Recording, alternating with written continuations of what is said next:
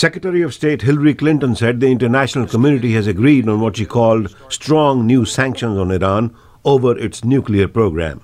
They include an arms embargo and more inspections of vessels suspected of containing cargo related to Iran's nuclear program. Russia, China, the United States, the UK, France, and Germany, along with the High Representative of the EU, are proceeding to rally the international community on behalf of a strong sanctions resolution that will, in our view, send an unmistakable message about what is expected from Iran. Just a day earlier, Iran, Brazil, and Turkey announced an agreement for Tehran to swap much of its enriched uranium in exchange for nuclear fuel for a medical reactor. While the U.S. acknowledged the efforts of Turkey and Brazil, Clinton said there are still unanswered questions. She said the agreement on sanctions was reached in cooperation with China and Russia. The two countries had earlier resisted new sanctions. They were apparently concerned by Iran's ongoing nuclear enrichment, which was not addressed in the swap deal.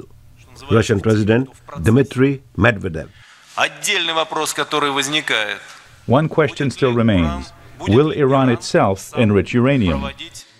As far as I understand from Iranian officials, Iran will continue to do such work.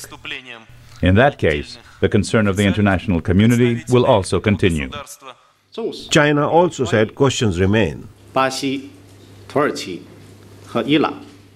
We welcome the fact that Brazil, Turkey, and Iran reached an agreement on supplying Tehran's nuclear reactor.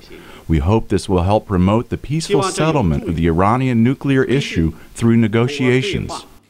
Max Bergman of the Center for American Progress says Russia and China's rapid agreement on sanctions was a surprise. Both countries have economic ties with Iran. But I think their hand may have been forced a bit by the announcement coming out of Iran. Iran's President Mahmoud Ahmadinejad says his country's nuclear program is for peaceful purposes. But Sharon Squassoni at the Center for Strategic and International Studies says, since Iran will not be sending all of its enriched uranium to Turkey, it will still be able to make a nuclear bomb.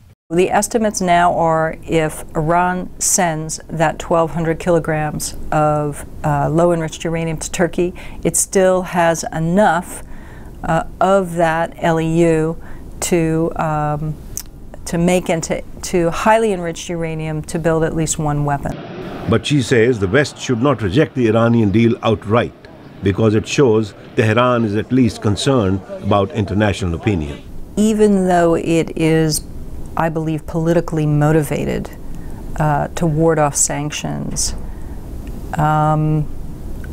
should be considered very carefully and thoroughly before rejecting it, because it does represent a small step, a small concession.